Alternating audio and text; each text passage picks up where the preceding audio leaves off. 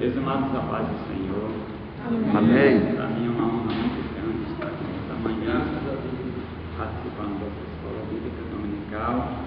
Meus amados, nós, como o pastor já falou, nós estamos estudando uma sequência de lições que foi publicada no primeiro trimestre de 2016 e fala o final de todas as coisas, é o tema da lição, e vai falar dos últimos acontecimentos na terra.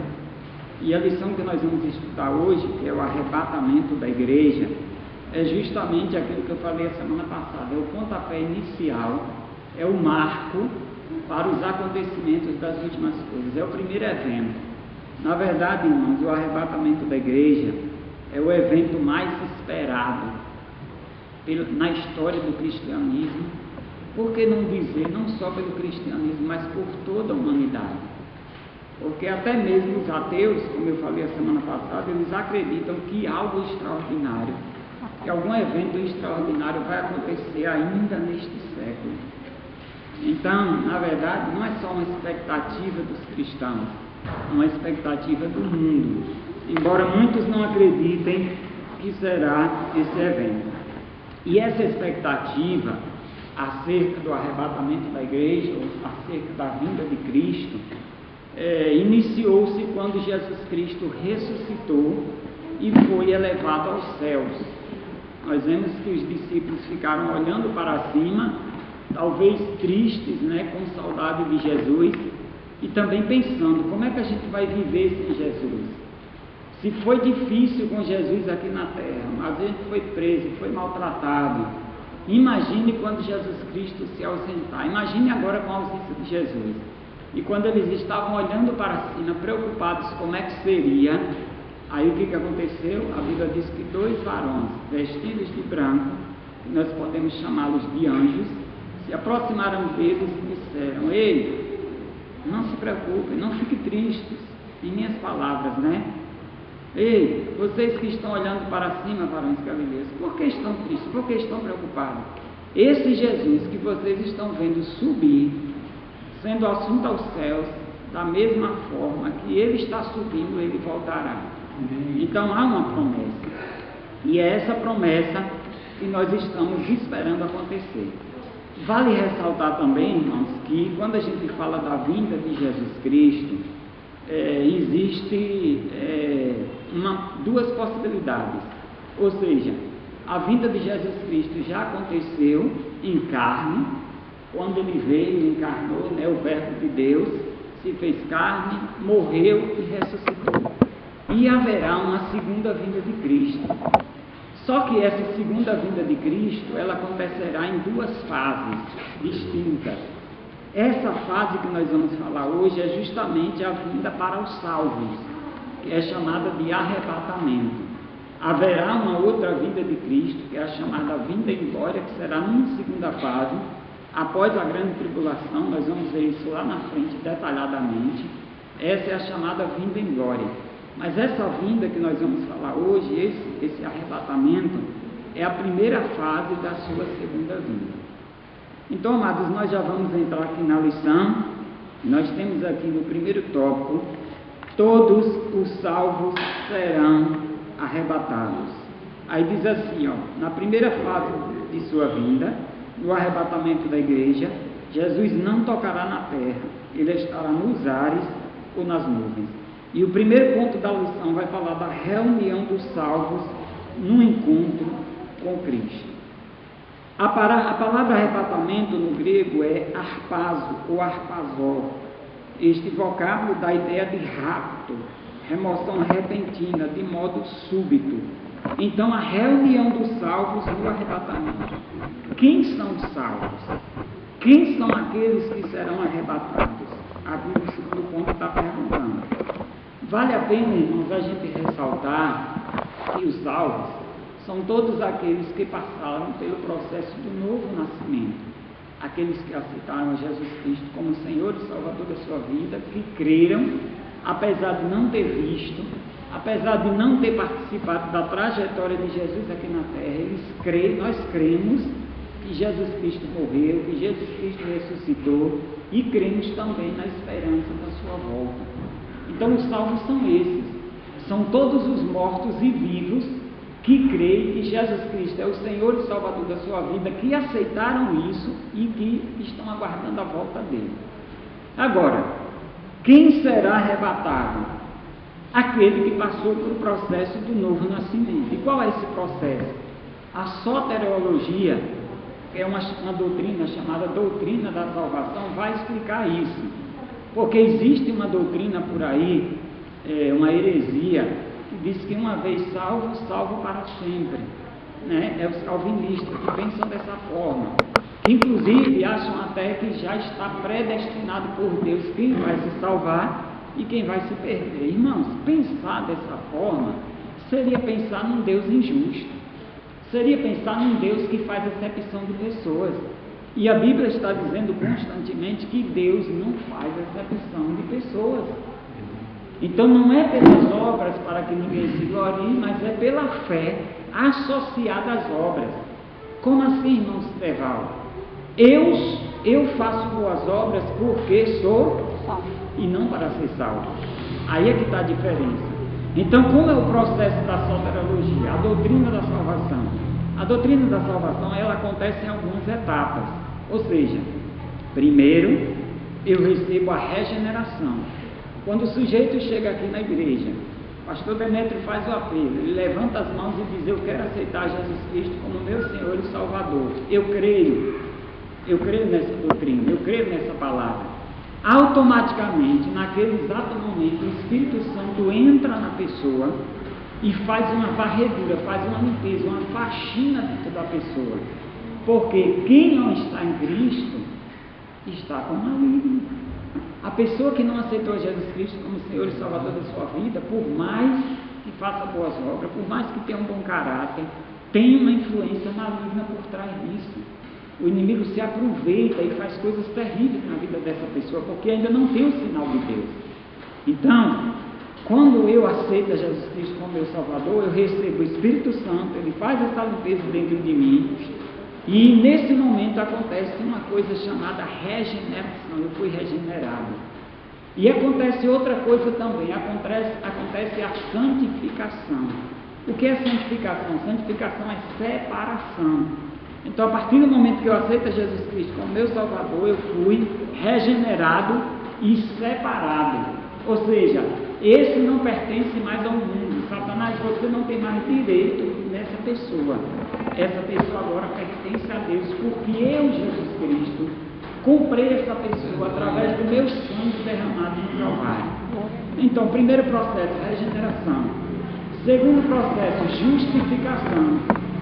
Quando essa pessoa aceita Jesus, automaticamente Jesus, lá no céu, autoriza o anjo a escrever o nome no livro da vida. Essa pessoa agora vai ser escrita no cartório celestial. Por quê? Porque não pertence mais ao mundo, não pertence mais a Satanás, pertence a Deus. É o processo de justificação. Jesus fala para o Pai: Pai, o Sideval, José dos Santos, a partir de hoje, ele aceitou a mim como Senhor e Salvador da sua vida. Então todos os seus pecados estão apagados, estão cancelados. Ele agora pertence a mim. Isso é chamado de justificação. Olha o que é que eu estou tentando explicar. Quem será arrebatado? Se eu parasse por aí, se eu apenas aceitasse Jesus, recebesse a regeneração, a santificação instantânea, a santificação momentânea, que é simplesmente a separação, e fosse justificado por Jesus, e levasse uma vida de qualquer maneira, será que eu ia ser salvo? E seria arrebatado? Sim ou não? Aceitei a Jesus, mas estou vivendo da mesma forma que antes. E o apóstolo Paulo vai dizer que aquele que está em Cristo, nova criatura, as coisas velhas se passaram e eis que tudo se fez novo. Então não existe salvação para quem chegou só até esse processo. É por isso que existe um terceiro processo chamado de santificação progressiva. O que é essa santificação? É a santificação do dia a dia. Cada dia que passa eu vou me aproximando mais e mais de Deus, vou me chegando mais e mais a Ele. Irmãos, os irmãos entendem que a santificação progressiva é um tipo de santificação que cada dia que passa a gente vai se aproximando mais de Deus. Quanto mais você vai se santificando, mais de Deus você vai se aproximando. Ou seja, nós estamos caminhando para quê? Para o arrebatamento, para se encontrar com Jesus.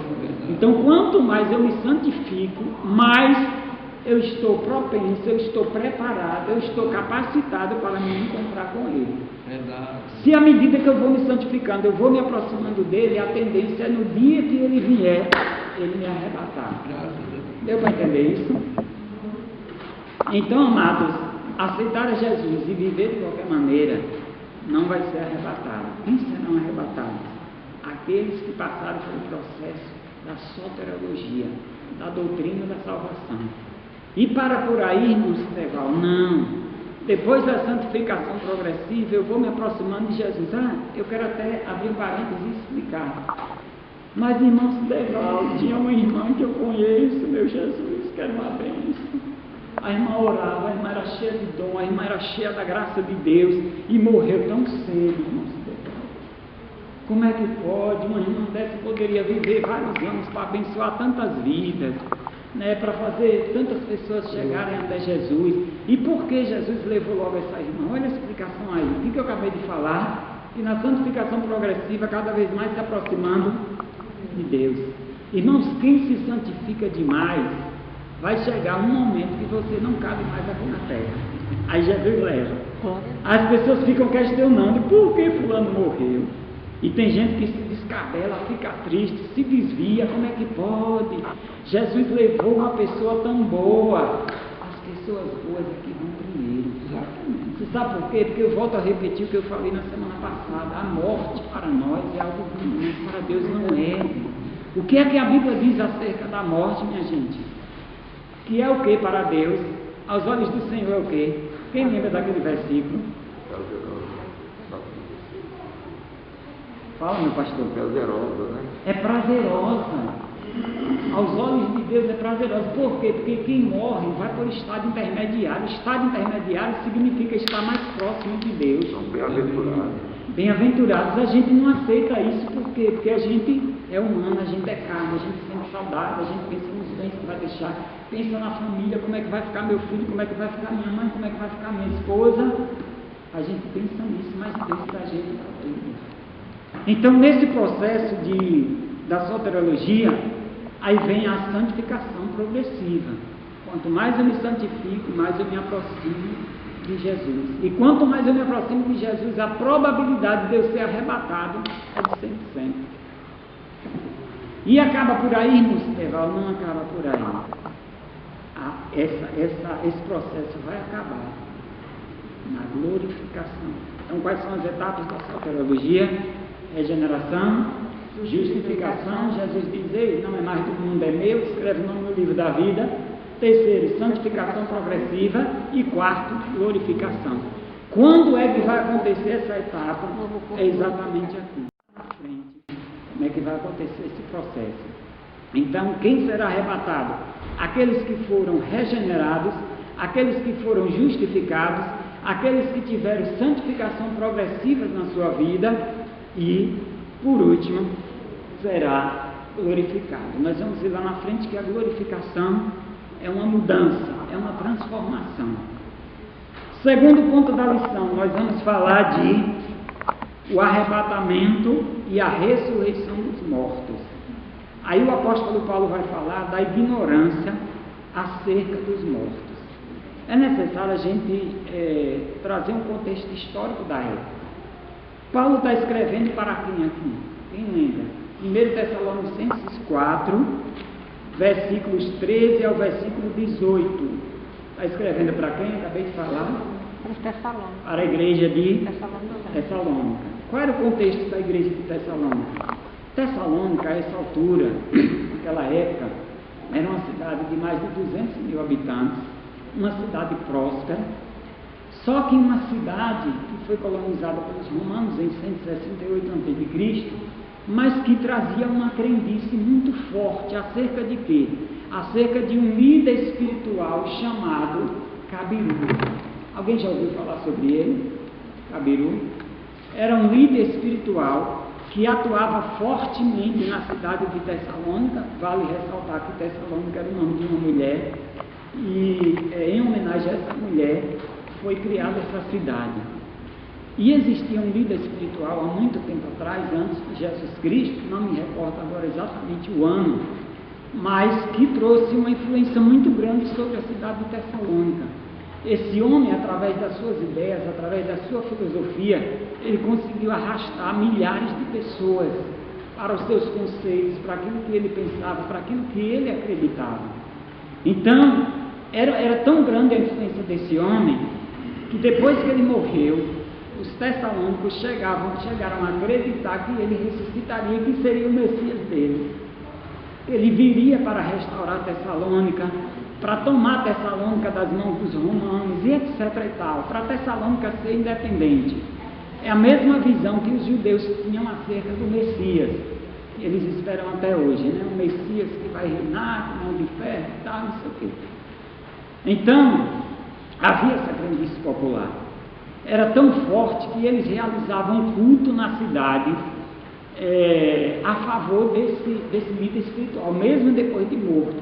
Eles realizavam cultos e naqueles cultos havia até sacrifício, derramamento de sangue, acreditando que esse Cabiru ia voltar. O que acontece? Qual era o contexto religioso? Cabiru nunca falou acerca de ressurreição de mortos. Cabiru não sabia o que ia acontecer após a morte. Então, os crentes de Tessalônica, quando receberam o Evangelho através do apóstolo Paulo, eles ficaram preocupados acerca do morto. Sim, o apóstolo está falando que nós seremos salvos, que Jesus Cristo pode voltar a qualquer momento e que nós vamos ser salvos. Mas e as pessoas que morreram? E os meus parentes que morreram, o que há de ser deles? É aí que o apóstolo Paulo sente a necessidade de enviar uma carta a essa igreja, explicando isso. Olha o que ele diz aqui, ó. Porque se cremos que Jesus morreu e ressuscitou, Tessalônicos, assim também aos que em Jesus dormem, Deus os tornará a trazer com ele. Dizemos-vos, pois, isto pela palavra do Senhor, que nós, os que ficarmos vivos, para a vinda do Senhor, não precederemos os que dormem. Porque o mesmo Senhor descerá do céu com alarido, com voz de arcanjo, com a trombeta de Deus, e os que morreram em Cristo ressuscitarão primeiro. Depois nós, os que ficarmos vivos, seremos arrebatados juntamente com eles nas nuvens, a encontrar o Senhor nos ares, e assim estaremos sempre com o Senhor. Em outras palavras, ele estava dizendo: vocês não precisam se preocupar com aquilo que Cabiru não ensinou.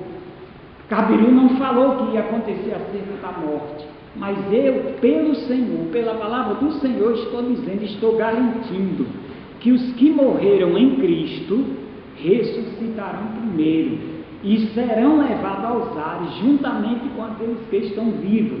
Agora, de que forma? Serão arrebatados e levados até as nuvens, para todos se encontrarem e se encontrar com o seu noivo, com o seu Senhor. Então, irmãos, havia essa ignorância acerca dessas pessoas. E é por isso que o apóstolo Paulo escreve essa carta, para esclarecer aquilo que Cabiru não esclareceu. Ele falou tanta filosofia, tantas coisas, mas esqueceu de explicar o que aconteceria após a morte. Até porque Cabiru não acreditava na Bíblia. Então, ele falava dos conceitos dele, do que ele acreditava, baseado em filosofias antigas, baseado em outros filósofos e etc. Amém? Aqui no segundo ponto vai falar da primeira e da segunda ressurreição. Meus amados, o que é a primeira e a segunda ressurreição que a Bíblia relata? A primeira ressurreição, ela começou a acontecer através do próprio Jesus Cristo. Jesus foi o pontapé inicial para a ressurreição do morto. Até porque o apóstolo Paulo, alguém poderia ler aí, por favor, 1 Coríntios 15 e 20. Cristo ressuscitou dentre os mortos, sendo ele as primícias entre aqueles que dormiram. Só um minutinho, Cristo ressuscitou sendo a primícia. O que é a primícia? O primeiro. Significa que vai ter o segundo, que vai ter o terceiro. E quem são esses? Pode continuar, minha amiga. visto que a morte veio por meio de um só homem, também a ressurreição dos mortos veio por meio de um só homem. Pois, da mesma maneira que em Adão todos morrem, em Cristo todos serão vivificados. Amém. Deu para entender qual é a primeira ressurreição? Então, a primeira ressurreição, ela acontece em Cristo e termina onde? Termina depois da grande tribulação. Por quê? Porque depois da grande tribulação haverá ressurreição daqueles que venceram a grande tribulação, aqueles que não aceitaram o sinal da besta e que permaneceram fiéis a Cristo. Então esses também serão ressuscitados.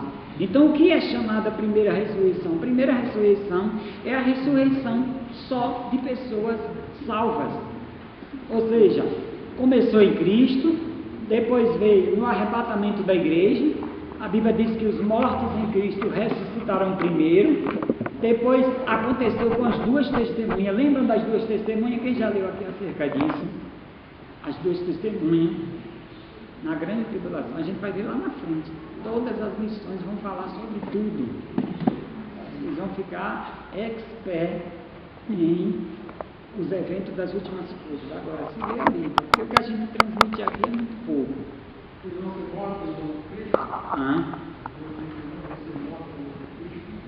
Vão ser mortos. As duas testemunhas serão mortas, que inclusive alguns teólogos pressupõem, afirmam, e pelas características nos leva a afirmar isso mesmo, que será Moisés e Elias, pelas características que estão na Bíblia. Então essas duas testemunhas, elas morrerão. Deus vai permitir que o anticristo mate essas testemunhas. Só que vão ficar 3 dias expostas na praça. Lembram disso na Bíblia? 3 dias expostas, e depois de 3 dias vai acontecer o quê? Vai ressuscitar. Então eles também fazem parte da primeira ressurreição. E também os mártires da grande tribulação. Quem são os mártires? Aqueles que venceram a grande tribulação. É eu e você? Não, por quê? Seremos arrebatados. Porque nós somos pré-tribulacionistas.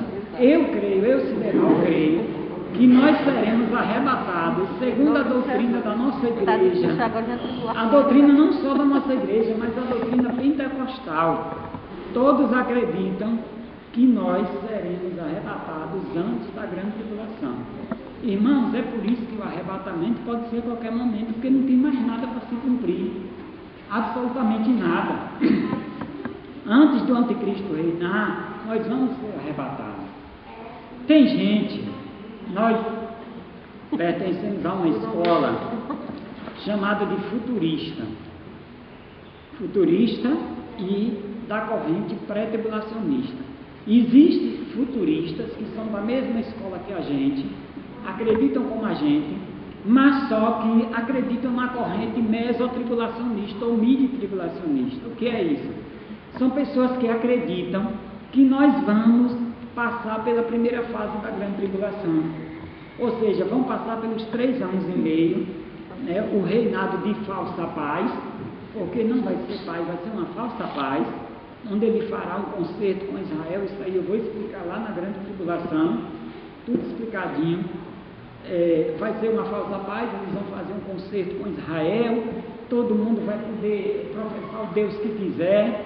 Então são os 3 primeiros anos e meio de uma falsa paz. E tem gente que acredita que os crentes, os salvos, vão participar ainda disso.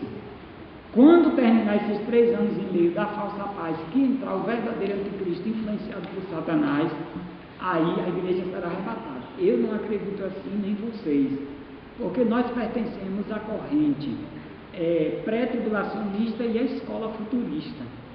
Deu para entender? E ainda existem os pós-tribulacionistas, que acreditam que vão passar pela grande tribulação, vão vencer tudo isso, e depois disso Jesus virá buscar a sua igreja apenas em glória, e não arrebatamento. Então, amados, oi? Tem pessoas que até ensinam as pessoas se preparar para a igreja. Deus. se preparar para suportar. Exatamente. São um pouco suportáveis. Exatamente. Mas lá em Apocalipse diz o quê? O Senhor dizendo, assim como guardaste a minha palavra da tribulação que há de vir. Assim como me guardaste a minha palavra. A palavra. Assim como guardaste a minha palavra, eu vos guardarei da hora, né, dessa grande tentação que há de vir sobre a terra. Então, amados, Porque nós também entendemos que nesse momento nós temos o Espírito Santo conosco. E está difícil. Né? Não é fácil as lutas. E depois que nós arrebatar a igreja, que também o Espírito Santo, né, não estará mais. Como será? a irmã Daniela fez uma Eu não colocação permitiria. agora, e eu já quero abrir aqui o Márcio para fazer uma observação. Ah, irmão Sideval, mas se eu não for arrebatado, eu ainda tenho chance. Ô, vai. Vou brincar um pouquinho. Vá. Deus. Quando a igreja for arrebatada, o Espírito Santo será levado da terra. Exatamente. Agora imagine, com o Espírito Santo eu tenho dificuldade de ser fiel a Deus. Imagine sem o Espírito Santo aqui na terra, será que você vai conseguir? Deus tem misericórdia. Será que você vai conseguir o anticristo chegar para você, os soldados dele, e dizer, ou você recebe o sinal da besta, ou seus filhos vão morrer de fome? 5, 6 crianças gritando no seu pé do ouvido, pai, eu quero comer, eu estou com fome. E você não vai poder comprar nem vender, nós vamos ver lá na frente, se não tiver o sinal da besta. Vê o primeiro morrer. Vê o primeiro morrer, corta um braço. Você vai resistir a isso? Você vai querer esperar um negócio desse? Então, irmãos, vale a pena ser fiel. Vale a pena praticar a santificação progressiva. Glória a Deus. Todos os dias eu estou pedindo a Jesus para me quebrar, me levar à casa do oleiro, me levar ao deserto, aonde Ele quiser me levar, mas que eu esteja preparado para esse ponto. Verdade. Não vamos esperar uma segunda oportunidade, porque vai ser muito difícil. Então, irmãos, a primeira ressurreição é essa. A segunda ressurreição é a ressurreição dos ímpios. Não queira fazer parte da segunda ressurreição. A segunda ressurreição acontecerá depois do milênio, no julgamento do grande trono branco, que é o julgamento final, onde todos os ímpios serão ressuscitados para serem condenados. Então, que Deus nos guarde, nós possamos fazer parte da primeira ressurreição.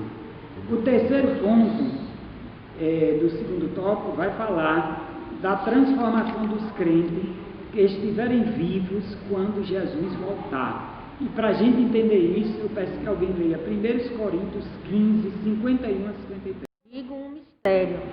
Nem todos dormiremos, mas todos seremos transformados. Num momento, num abrir e fechar de olhos, ao som da última trombeta, pois a trombeta soará, os mortos ressuscitarão incorruptíveis e nós seremos transformados. Pois é necessário que aquilo que é corruptível se revista de incorruptibilidade e aquilo que é mortal se revista de imortalidade. Glória a Deus. Poderia arriscar o que é que o apóstolo Paulo está querendo dizer?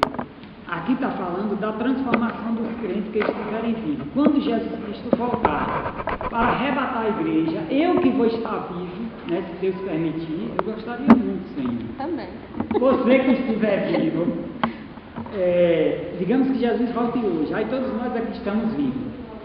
O que vai acontecer? Nós vamos ser transformados. A Bíblia diz que os mortos ressuscitarão primeiro, serão levados até os ares, né? E nós que estivermos vivos seremos transformados e levados também para se encontrar com Jesus nos ares. Jesus não vai tocar na terra.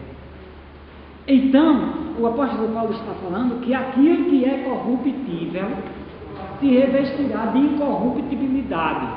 E aquilo que é mortal se revestirá da imortalidade. O que é corruptível e o que é mortal? Quem poderia dizer? Ele está falando de quê? R$100 para quem responder, vou contar até um. Acabou o tempo.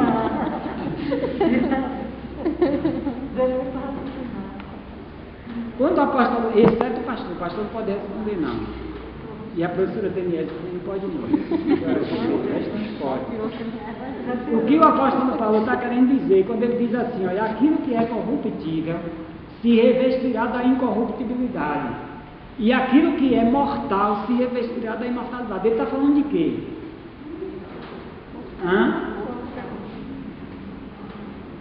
O que é corruptível? O que é mortal? O ser humano, mas que partes? Que partes? Eu quero partes. Se ele citou duas coisas, é porque são duas coisas.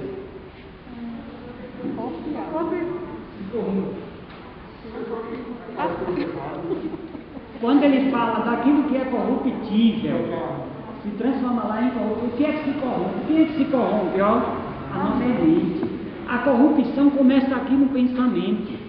Aquilo que é corruptível, a maldade, a injustiça, né, a maquinação de pensamentos maus, a mente será incorruptível, ninguém mais poderá se corromper, uma nova mente. E aquilo que é mortal, o que é mortal? Essa carne vai se revestir da imortalidade. Ou seja, eu vou ser transformado num corpo onde eu terei mente e corpo sarado, renovado. Eu vou entender isso aí, irmão? Mente e corpo sarado. Irmãos, alguns teólogos arriscam em afirmar que esse corpo e essa mente, né, que vai se revestir da incorruptibilidade e da imortalidade, será o corpo de Adão. Vai ser igual ao corpo de Adão, como era antes de pecar. Outros dizem, não, vai ser o corpo igual de anjo. Outros dizem, não, vai ser o corpo igual de Jesus. Irmão, para mim não importa como é que vai ser. A Bíblia não diz exatamente. Não diz, entendeu? Para mim não importa, eu quero me revestir da incorruptibilidade. Eu não quero mais pensar coisas ruins. Eu quero uma mente incorruptível que pense só nele, que viva só para ele, 24 horas na presença dele. Eu quero um corpo onde eu não possa sentir mais dor, onde eu não possa sentir agonia. Agora de manhã mesmo me deu uma diarreia. Eu digo, Jesus, como é que eu vou ensinar? Mas Jesus me trouxe assim mesmo, estou aqui, está tudo ótimo. Glória a Deus. Então eu quero um corpo assim. Não importa se vai ser igual de Adão, se vai ser igual de anjo, não importa. Eu quero ser incorruptível. Então, amados, a transformação dos crentes que estiverem vivos será dessa forma. Terceiro tópico da lição: antes do arrebatamento e depois dele. Irmão Sideval, antes do arrebatamento, o que é preciso? Está aqui relatado. É preciso vigilância. Eu quero reforçar o que eu falei a semana passada. É preciso estar alerta e vigilante. Lembra daquele ponto que eu falei do alerta e vigilante? Eu dei até um exemplo prático, né? Que a gente vai saindo daqui da igreja, quando está indo na escola bíblica dominical, e de repente ouve-se uma explosão lá fora. Aquela explosão. Aí a tendência dos irmãos é avançar ou é recuar? Se você avançar, você recebeu o alerta, mas não foi vigilante. É o que acontece com muitos crentes. Às vezes a gente vai, aí daqui a pouco, o Espírito Santo, aí está com fedor de pecado, cá fora. É o que o Tiago diz, fugir da aparência do mal. Não tenho que fugir do mal, não, eu tenho que fugir da aparência. Aquilo que aparenta o mal, eu já tenho que cair fora. Quando a mulher de Potifar se aproximou de José, irmãos, ele fugiu da aparência. Você sabe por quê? Porque se ela tivesse tocado nele, talvez ele não tivesse resistido. O que ele fez? Quando ele viu ela vindo toda de camisola, bebidol, toda, foi que ele fez? Caiu fora. Fugiu da aparência do mal. Ele foi alerta, ele recebeu o alerta. O diabo está vindo ali, E vigilante, qual foi a vigilante? Foi a prática do alerta. Ele cai fora. Então, se eu ouço a explosão lá fora, eu tenho que recuar e me esconder e me proteger. E é exatamente isso que nós devemos estar antes da volta de Jesus. Alerta e vigilante. Irmãos, aquilo que eu falei, não dá tempo para pedir perdão a ninguém. Não dá tempo para avisar o seu filho, avisar a sua esposa. Prega o Evangelho enquanto você pode. Prega o Evangelho enquanto há oportunidade. Não dá tempo para pedir perdão, pastor Demétrio. Não dá tempo para confessar pecado. Eu disse também a semana passada que eu, particularmente, quando eu faço qualquer coisa, qualquer deslize, eu automaticamente paro aquilo que eu estou fazendo e digo: Deus, tenha misericórdia de mim. Lava-me com teu sangue, me perdoa. Se for algo que seja necessário confessar ao pastor, tem que ir rápido. Não espere muito tempo não. Mas mesmo que não dê tempo você confessar e você morrer, Deus vai te perdoar. Sabe por quê? Porque Deus sabe que havia intenção no seu coração de confessar. É verdade, pastor? Tem que haver a sensibilidade espiritual, ser sensível. Pastor Demétrio está frisando, tem que haver sensibilidade espiritual, a voz do Espírito Santo. Então, quando eu tenho essa sensibilidade, irmãos, não tem como eu não vigiar, estar vigilante. Então, a nossa posição antes da vinda de Jesus é essa, uma posição de alerta e de vigilância. E depois viveremos felizes para sempre. Eternamente. Dá para descrever isso aí? Não dá. Porque a gente tem um vislumbre do que pode ser no céu. Mas não é o milênio depois? só um vislumbre. É o milênio. É só 1000 anos, não é para sempre. Aí o que vai acontecer? Aqui, o autor está dizendo aqui, ó, o Renovato, o pastor Renovato, está dizendo: depois da volta de Jesus seremos felizes para sempre. Como é essa felicidade? Aí vocês vão ver nas próximas lições. Por quê? Porque depois que nós estivermos nos ares, arrebatados por Jesus, ninguém tem a possibilidade de voltar mais, não se preocupe não. Haverá o tribunal de Cristo ainda nos ares. Haverá o tribunal de Cristo. Ai, não se deve ao tribunal, meu Deus. Eu posso ser condenado ainda? Não. Esse tribunal é para efeito de coroação, de premiação. Porque não é justo que a irmã Deniese, dia de domingo à tarde, está lá na Vila Operária, no Pombalzinho, entregando folheto. Jesus te ama. Jesus te ama. E o irmão Sideval acabou de comer uma feijoada depois do meio-dia. E aí deitou lá numa rede e está lá: eu quero trabalhar com meu Senhor. Uma rede, se balançando. Aí eu pergunto: o irmão Sideval vai para o inferno? Não. Não vai. A irmã Deniese vai? Não. Claro que não. Mas, para efeito de coroação, quem vai ser mais recompensado? A irmã Deniese. A irmã Deniese. Deus seria injusto se desse a mesma recompensa a mim. Eu procurar dela. Para ver o tribunal de Cristo, que é para recompensar, não é para jogar ninguém de lá de cima, não. Ei, volta para lá para a terra. Já era, meu irmão, subiu, você vai ser salvo. Agora, depois disso, virá o quê? Quem lembra? Depois do tribunal, depois de ser galardoado, o que é que a gente vai fazer? Vai ficar nas nuvens? Vai fazer o quê? Próximo evento da escatologia bíblica, exceto o pastor Demétrio, os outros podem responder. O que vai acontecer, gente?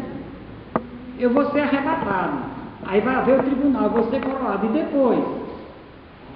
Eu vou participar de quê? Do casamento. Lembra do casamento de Cristo com a igreja, que é chamado de quê? Bodas. Eu vou passar, eu e você, vamos passar 7 anos comemorando lá no céu o nosso casamento com Cristo. Irmãos, 7 anos. Imagina como é que vai ser esse negócio. A Bíblia diz que Jesus, o próprio Jesus é que vai servir a mesa. Deu para entender? Então é isso que o autor quer dizer: felizes para sempre. Aí depois das bodas do Cordeiro, o que é que vai acontecer? Depois dos 7 anos, o povo está aqui, 7 anos na terra, se acabando na grande tribulação. E eu e você está lá, ó, 7 anos nas bodas, na festa com Jesus. É por isso que em Israel, um casamento é comemorado em 7 dias. Sabiam disso? 7 dias. Simbolicamente significa 7 anos de bodas que nós teremos lá no céu. Por quê? Porque um dia em profecia significa um dia em profecia significa um ano. Então, 7 dias de casamento lá em Israel, 7 anos de bodas do Cordeiro. Depois desses 7 anos de bodas do Cordeiro, o que é que a gente vai fazer agora? Lá no céu. Vem glória com a igreja. Ficar de braço cruzado.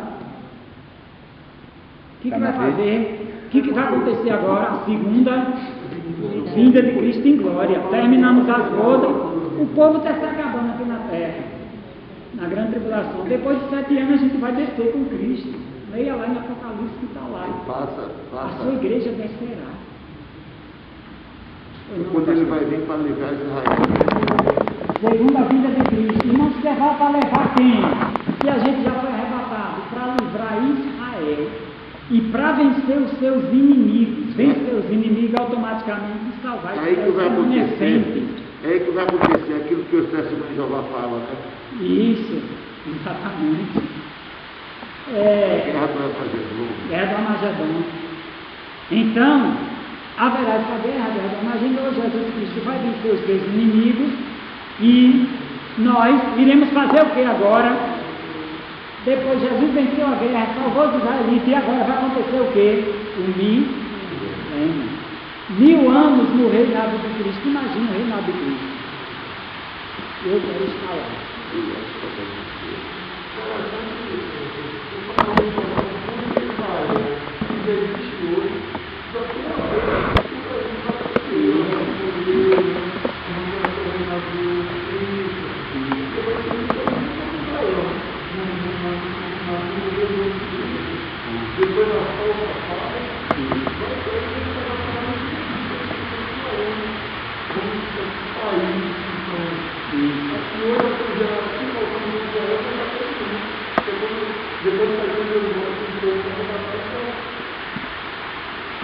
Com ele vai Israel.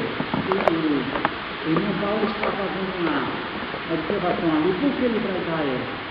Porque depois dos 3 anos e meio da falsa paz, o anticristo vai se revoltar, principalmente contra Israel.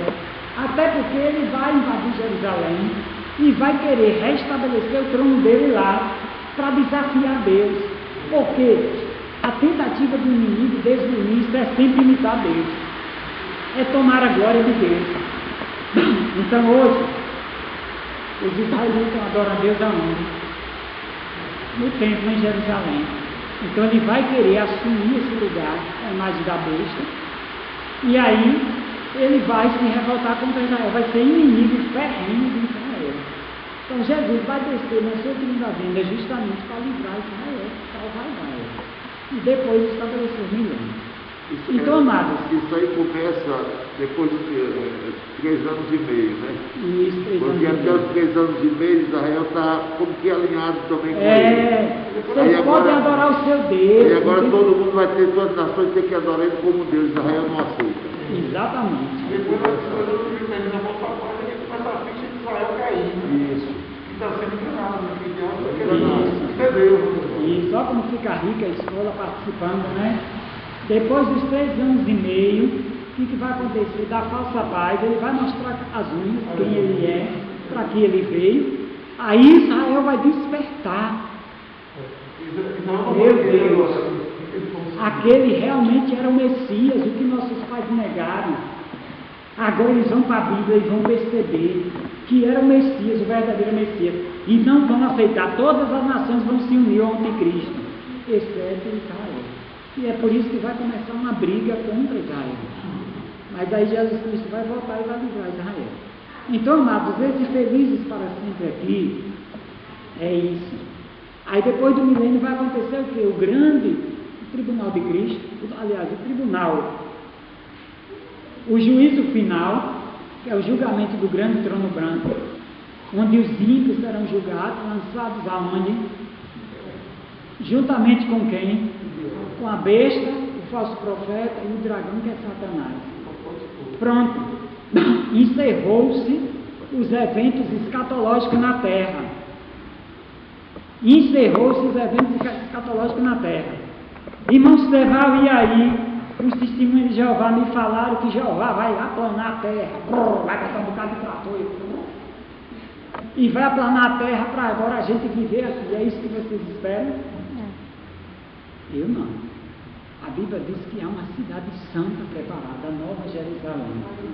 E é nesta cidade que eu e você vamos ser felizes. Glória a Deus. Então, irmãos, eu quero finalizar, eu quero concluir esta lição, dizendo que vale a pena lutar desesperadamente para ser fiel a Deus. Vale a pena, adolescentes, abrir mão da prostituição, do adultério. Eu sei que vocês são muito assediados, é os menininhos, tem problema não beijar na boca, tem problema não namorozinho, tem problema não namorar com ímpio. Caiam nessa não, porque há algo melhor preparado para vocês, jovens. Deus tem projeto para a vida de vocês. Eu aceitei a Jesus quando eu tinha 15 anos de idade. Graças a Deus, pela misericórdia de Deus, nunca me desviei da presença dele. Estou aqui hoje. Graças a Deus. Você sabe com quantos anos eu me casei? Com 46 anos de idade. Eu me casei. É fácil um jovem ficar até 46 anos esperando para se casar? Vocês sabem o que eu passei, vocês sabem o que essa carne aqui passou, mas eu me mantive firme, não por mim, não pelas minhas próprias forças, mas porque eu me ajoelhava, eu clamava a esse Deus, porque eu ansiava por este arrebatamento, por esta vinda. Eu não queria e não quero perder a minha salvação. Então vale a pena, jovem, abrir mão, vale a pena, senhores. Vale a pena, senhoras, abrir mão de tudo aquilo que possa contaminar as nossas vestes, de tudo aquilo que possa nos distanciar de Deus, de tudo aquilo que possa interromper nossa caminhada de santificação progressiva. Ei, Jesus está voltando. Glória a Deus. Pois não, meu pastor? Glória, aleluia, o meu nome ouvirei Jesus chamar. Pode cantar. Glória, Glória, aleluia, eu espero ouvir Jesus a me chamar. Quando o céu for enrolado e o sol não der mais luz, aleluia, essa é a nossa esperança. meu nome ouvirei Jesus chamar. Passarão a terra, o mar, mas permanecerá Jesus. Glória a Deus. Que meu nome vai a glória pronunciar. Glória, glória, aleluia. O meu nome ouvirei Jesus chamar. Glória, glória, aleluia. Eu espero ouvir Jesus a me chamar. Aleluia. Que música suave Glória a Deus. eu ouvir. Maravilha. Meu nome Jesus Cristo anunciar. Oh, que gozo vai minha alma lá nos altos céus fluir. Quando Cristo meu nome proclamar. Aleluia. Glória, glória, aleluia. O meu nome ouvirei Jesus chamar. Glória a Deus, aleluia. Glória, glória, Aleluia. Eu espero Glória a que Deus. Jesus a me Oh, Espírito de Deus, chamar. graças a Deus. Glória a Deus. Oh, aleluia. Glória a Jesus. Aleluia. Oh, aleluia. Glória a Jesus. Meus amados, valeu a pena sair dos nossos lares para vir aqui. Ouvir Deus falar conosco nesta manhã e alegar a nossa alma. Sair daqui regozijado, fortalecido e alimentado pela palavra de Deus. Renovado, Nós fomos renovados nesta manhã com essa palavra que edifica. Que Deus abençoe, continue abençoando o nosso professor, Sideval, de maneira toda especial. Estamos chegando no momento final, mas valeu a pena. Não podemos perder. Que cada reunião dessa, cada encontro desse, cada escola, cada culto, Deus continua falando com o seu povo.